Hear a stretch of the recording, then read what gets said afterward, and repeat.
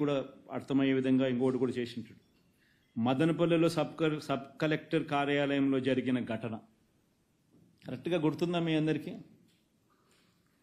కరెక్ట్గా ఆ రోజు వినుకొండలో రషీద్ అని ఒక అబ్బాయిని అతి దారుణంగా రోడ్డు మీద కత్తితో నరికి నరికి నరికి మరి అన్యాయంగా, అసలు చెయ్యి అయితే పడి పక్కన పడి ఉంది. అంత అన్యాయంగా చనిపోయిన ఘటన మీద, నరికిన ఘటన మీద నేను వినుకొండకు పోతా ఉన్నా ఆ కుటుంబాన్ని చూడడానికి, చంద్రబాబు నాయుడు గవర్నమెంట్ని ప్రశ్నించడానికి. ఆ ఘటన చేసిన వ్యక్తి ఎమ్మెల్యే భార్యకు, సాక్షాత్ ఎమ్మెల్యే భార్య కేక్ తినిపిస్తా ఉన్నాడు. ఆ ఫోటో కూడా తల్లిదండ్రులు వాళ్ళ ఇంటికి పోయినప్పుడు నాకు ఇచ్చినారు.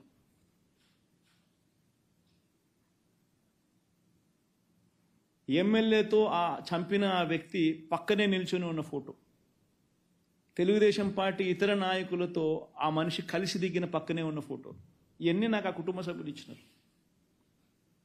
అయినా కేసులు వాళ్ళు ఎవరి మీద కేసులు పెట్టలా పోలీసులు. ఎమ్మెల్యే భార్య మీద కేసు లేదు, ఎమ్మెల్యే మీద కేసు లేదు, ఎమ్మెల్యే ఆ local leaders, X municipal chairman వాళ్ళ మీద కూడా కేసులు.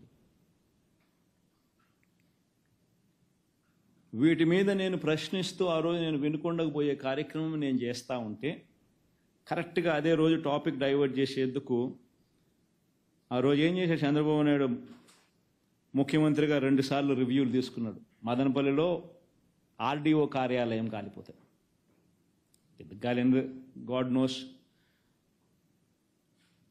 కాలితే ఒక చోట 2 సార్లు రివ్యూని తీసుకున్నాడు. హుటాహుటిన డీజీపీని, సిఐడి చీఫ్ను నేరుగా హెలికాప్టర్ ఇచ్చినే మదనపల్లికి పంపించినాడు. ఏదేదో అక్కడ జరుగుతూ ఉన్నట్టుగా టీవీలలో స్క్రోలింగ్లు, వాళ్ళంతా ఈనాడు, ఆంధ్రజ్యోతి, TV5లో ఏమేమో జరిగిపోయినట్టుగా పెద్దిరెడ్డి రామచంద్రారెడ్డి కాల్పిచ్చేసినాడని, మిథున్ రెడ్డి చేసేసినాడని ఏమేమో రాసినాడు. అసలు నాకు ఆశ్చర్యం అనిపించింది నిజంగా చూస్తే. ఆర్డీఓ కార్యాలయంలో ఒకవేళ ఏదైనా ఘటన జరిగితే ఆ డాక్యుమెంట్స్ అన్నీ ఎంఆర్ఓ కార్యాలయాల్లో ఉంటాయి కదా, కింద పైన పోనీ కలెక్టర్ కార్యాలయంలో ఉంటాయి కదా. ఆర్డీఓ కింద ఎంఆర్ఓ ఉంది, ఆర్డీఓ పైన కలెక్టర్ కార్యాలయం ఉంది. ఇక్కడ ఏదైనా జరిగితే ఇక్కడ ఉంటాయి డాక్యుమెంట్స్, లేకపోతే ఇక్కడ ఉంటాయి. ఇక్కడ ఒక్క చోటే కాదు, సీసీఎల్ఏలో కూడా ఉంటాయి డాక్యుమెంట్స్ అన్నీ. సీసీఎల్ఏలో కూడా డాక్యుమెంట్స్ అన్నీ ఉంటాయి. సీసీఎల్ఏలో కూడా వదిలేసాయి, ఆన్లైన్లో ఉంటాయి. బటన్ నొక్కితే ఆన్లైన్లో కనపడతాయి నీ డాక్యుమెంట్, నీకేం కావాలన్నా డాక్యుమెంట్స్. మిగతాటి కదా దేవుడు ఎరుగు. మరి ఏం జరిగిందని దానికి ఏదో ఘటన ఏదో జరిగింది, ఆడియోలు ఎందుకు కాలేదో దేవునికి ఎరక. దానికి ఏదో చిత్రీకరించి దానికి ఏదో వీళ్ళు ప్లాన్ చేసినట్టుగా దానికి అభూత కల్పన క్రియేట్ చేసి దానికి ఏమేమో దాన్ని చేసి కేవలం ఏంది జగన్ రషీద్ దగ్గరికి పోతున్నాడు చూడడానికి. మై గాడ్, అసలు ఏ రకంగా ఇది సబమని చెప్పి నేను అడుగుతా ఉన్నా. 7 సార్లు పెద్దిరెడ్డి రామచంద్రారెడ్డి ఎమ్మెల్యే, 3 సార్లు మిథున్ రెడ్డి ఎంపీ. వాళ్ళకు మంచి పేరు ఉంది కాబట్టి ప్రజలు వాళ్ళని ప్రతి సందర్భంలోనూ వాళ్ళని గెలిపిస్తూ వస్తున్నారు.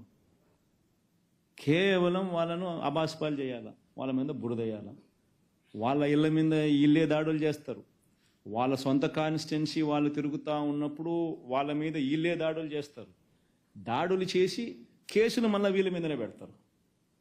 వీళ్ళ కార్లను ధ్వంసం చేస్తారు, వీళ్ళ ఇళ్ళ మీద రాళ్ళు వేయిస్తారు, వీళ్ళ కార్లను కాల్ చేస్తారు. రెడ్డప్ప కార్ను అయితే కాల్ చేసినారు, మిథున్ రెడ్డి కార్లను అయితే పగలగొట్టినారు, ధ్వంసం చేసినారు. కేసు మళ్ళీ మిథున్ రెడ్డి మీదనే కేసులు. ఇంతటి దారుణంగా చేస్తూ ఉంటే నిజంగా ఆశ్చర్యం అనిపిస్తుంది. అసలు రాష్ట్రంలో ఒకసారి గమనిస్తే ఎంత దారుణమైన పరిస్థితి రాష్ట్రంలో జరుగుతూ ఉన్నాయి అని చెప్పి ఒకసారి చూస్తే ఆశ్చర్యం అనిపిస్తుంది నిజంగా. మదనపల్లిలో ఒక ప్రత్యేక హెలికాప్టర్లో పోలీసు అధికారులను పంపిన చంద్రబాబు నాయుడు గారు, ఈ స్లైడ్కి మళ్ళొద్దాంలేమ్మా, ప్రత్యేక హెలికాప్టర్లో పంపించిన చంద్రబాబు నాయుడు కర్నూలు జిల్లాలో మచ్చుమరిలో బాలిక కుటుంబానికి న్యాయం చేయడానికి మాత్రం ఆయనకు వెంటనే స్పందించడానికి మాత్రం ముందుకు రాడు. ఆశ్చర్యం ఏమిటంటే జూలై 7న బాలిక మిస్సింగ్ జరిగితే వారం రోజుల తర్వాత వాల్మీకి కుటుంబాలు ఆందోళన చేస్తే 16వ తేదీన ఎస్పీ ప్రెస్ మీట్ పెడతాడు. డెడ్ బాడీని ఇప్పటికి కూడా చూపించరు. దీని నుంచి తప్పించుకునే దానికి ఒక దళితుడిని లాకప్ డెత్ చేసేస్తాడు. ఈ కేసులో ఇంత తీవ్రంగా ఉండగానే మళ్ళీ ఎస్పీని ట్రాన్స్ఫర్. అసలు నిజంగా రాష్ట్రంలో ఒకసారి గమనిస్తే ఏం జరుగుతుందని చెప్పి చూస్తే కేవలం ఈ 45 రోజుల కాలంలో 8 మందికి పైగా అత్యాచారాలు, 4 హత్యలు, అత్యాచారాలు. అంటే 45 రోజుల్లో 12 మంది మీద, 12 మంది విమెన్, 12 మంది మహిళల మీద తీవ్రమైన ఘటనలు. కొన్ని చోట్ల హత్యలు, అత్యాచారాలు, కొన్ని చోట్ల అత్యాచారాలు. 45 రోజుల్లో 12 మంది మీద. వైఎస్ఆర్సీపీ అధికారంలో ఉన్నప్పుడు, మా పార్టీ అధికారంలో ఉన్నప్పుడు కానీ ఈ 5 ఏళ్లలో 17 కేసులు పెట్టారు. 17 ఇంకా కూడా ఉన్నాయి, కొన్ని 17 కేసులు పెట్టారు. ఇంకొక పక్క ఒక కేసు అయితే నా మీద తెలంగాణ సమైక్య ఆంధ్రప్రదేశ్ ఉన్నప్పుడు బాబ్లీ విషయంలో మేము పోయినప్పుడు ఒక కేసు పెట్టారు తప్ప, అది కూడా పబ్లిక్ కోసం పోయినప్పుడు ఎక్కడ నాకు చిన్నప్పటి నుంచి కేసులు లేవు. కానీ వీళ్ళు వస్తానే 17 కేసులు పెట్టే పరిస్థితికి వచ్చి, చీటికి మాటికి కేసులు పెట్టే పరిస్థితికి వచ్చారు. జెడ్ కేటగిరీ ఉంటే మా ఇంటి పైన డ్రోన్ ఎగరేస్తారు. ఎల్జీ పాలిమర్ గ్యాస్ లీకేజీ పోవాలంటే విశాఖపట్నాన్ని తిరిగి పంపిస్తారు. చలో ఆత్మకూరు పోవాలంటే ఇంటికి గేటుకు తాళ్లు కట్టి నిర్బంధిస్తారు. ఎక్కడా నన్ను కదలనీయకుండా చేశారు. ఇకపోతే పవన్ కళ్యాణ్ గారు, ఆయన మీద 7 కేసులు పెట్టారు. రాజకీయ కార్యకలాపాలు పరిమితం చేసి వెంటనే అవన్నీ కూడా ఏం చేయకుండా చేసి వెంటనే విశాఖపట్నం నుంచి వెళ్ళిపోమని నోటీస్ ఇచ్చి మరీ పంపించారు. బలవంతంగా హోటల్ నుంచి వెకేట్ చేసి బయట వెళ్లే వరకు వెంటాడారు. వైసీపీ నేతలు వాళ్ళ యొక్క మాటలు చూసే దేశ ఇది ఒక ఫోటో. ఆయన కోపం వచ్చి ఏదైతే నన్ను అరెస్ట్ చేసే మునుపు నేరుగా వస్తా ఉంటే వీళ్ళు అడ్డం పడితే రోడ్డు మీదనే పడుకొని నిరసన తెలియజేసే పరిస్థితికి వచ్చామంటే ప్రజాస్వామ్యంలో ఎంత దారుణంగా ఉందో మనం అర్థం చేసుకోవాల్సిన అవసరం ఉంది.